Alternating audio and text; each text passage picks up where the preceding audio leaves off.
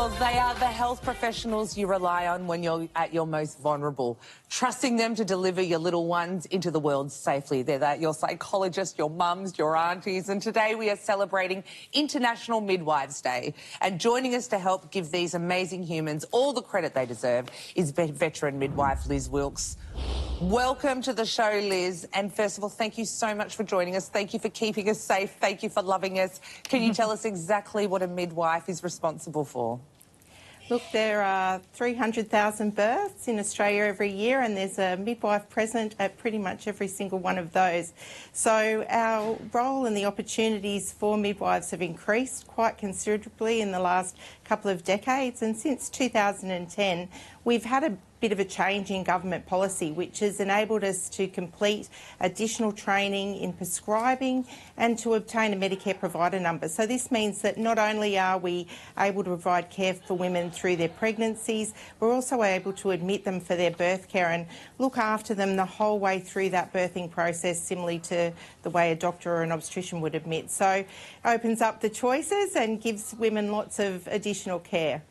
Oh, do you know what? We couldn't do without you. You're fantastic, you really are. And Liz, you run the Australian organisation My Midwives. Can you tell us a little bit more about what you guys do? Yeah, so look, we look at ourselves as being almost similar to like a GP practice of midwives in a way. Women come into our service directly, they don't have to be referred to us, and we provide their care from the beginning of their pregnancy right through the labour and birth until their babies are 6 to 8 weeks old. So on call 24/7, so it's a big job, but we really enjoy everything that we do. So, Liz, the federal budget's going to be handed down on Tuesday. What would you like to see the government do to better support midwives? Look, it's the tip of the iceberg at the moment. The evidence is really demonstrating that midwifery care provides so many better outcomes for mothers and babies, things like a reduction in preterm birth, increased breastfeeding rates, improvements in perinatal mental health and everything in between, reductions in interventions and so forth. And government's starting to recognise this evidence, but it's time for midwives to also get all of the additional sorts of benefits that other health professionals get, and we'd like to see some of that at least picked up in the federal budget. Yeah, you're dead right, and we're full behind you on this as well. Liz, you must have seen some wonderful, weird and wonderful things during your time on the job. Can you share some of the stories with us? Oh, my goodness. Well, there's probably lots that I can't share, but, you know, there's been some very, very funny experiences. I can remember looking after a woman in labour and we'd sort of been going all night, and her husband had been sleeping on a little sort of camp bed next to where we were working, and I decided that the time was near and that I needed to wake him up. So his wife was in the shower with her eyes closed, gently relaxed, and I woke him up and he walked in and sort of stretched and said, "Oh, I'm really, really tired," and she turned around and sort of launched at him like a cat with her nails, and I had to sort of peel her off him as she scratched down his body. So, you know, there's some funny things that you see, and but it's an amazing experience to be involved in so many births and to share that part of the journey with so many women. Well, ladies and their emotions, huh? Oh, yeah. And what do they... When men refer to childbirth as not being painful. Oh, yeah, that's nice. We can't thank you enough. And as you were speaking before about the partners, you are a marriage counsellor, you are our own counsellor, and you talk about the service that you provide post-birth as well. As a previous sufferer of postnatal depression, I have to say, without the support of the midwives, I think you've saved my life and many lives around the country. So it's very important you get the support that you need.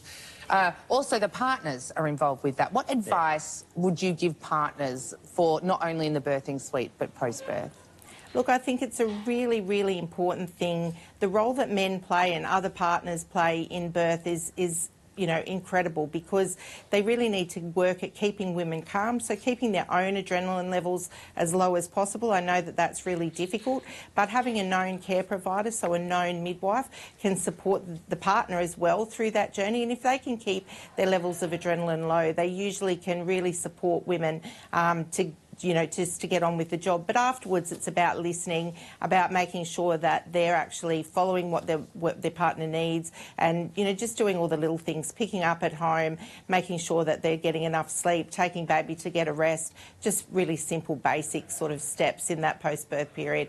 And knowing if their partner is not behaving normally, to actually seek professional help really early on in the piece rather than leaving it to, you know, develop into something more serious. Yeah, I think I'm eternally grateful to our midwives on the 3 different occasions, so many different, but the help that they gave is unbelievable for us. It stays with me for sure. When you absolutely have no idea what you're doing. Oh, exactly. And we're all in that boat. We're all in that boat. It's kind I know. Which is why it is great to be able to speak to an expert. And I'd love to run through some of the kind of old wives' tales surrounding births. Like, what are your thoughts on eating spicy food will bring on labour, or drinking raspberry leaf tea, or if a woman's carrying low, it's a boy, if she's carrying high, it's a girl? What are your thoughts on all of those ones? I absolutely love old wives' tales because I think that they're one of the fun things that we've got left to do in terms of pregnancy. Look, most of them don't have a huge amount of scientific sort of backing behind them, but they're heaps of fun. So, you know, things like the position of the baby, well, that's generally because of the way that the woman's muscles are during, you know, whether she's had babies before, what she's like, what her general overall posture is like, all that kind of stuff. So it's really got nothing to do with the sex of the baby. And I'd advise anyone that's sort of seeking that sort of level of confirmation to go and have a scan or a gender scan, and people know early in pregnancy what sort of gender their baby is nowadays. But, you know, it's heaps of fun. The spicy food one, I guess, is one that people, you know, always will try to get themselves into labour. It tends to make you feel pretty bad and often doesn't really do anything in terms of getting the process going. So again, you know, a bit of an old wives' tale, but you can have a crack at it, and most people will do anything when they're at that pointy end to get themselves to having their baby. I've heard sexy time brings, well, I don't know. Oh, yes, that's the other one. Is that true, Liz? What was that, sorry? A bit of rumpy pumpy? Please say yes, please Oh, yes. yeah. Look, there's actually a funny sort of sciencey background to that. Probably won't go on into it on morning TV, but yeah, look, you know, there's certainly boosts the hormone levels, and it's not sort of, it's definitely worth a try. I always thought that was a line, but it turns out it's not a line. Just not with other people. That's what it is.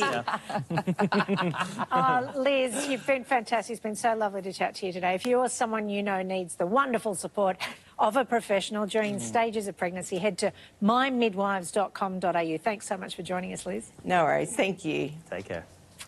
Well, thank you, too, for your company today, and that's all we have for you today. And thank you, Jess. Yeah, mate.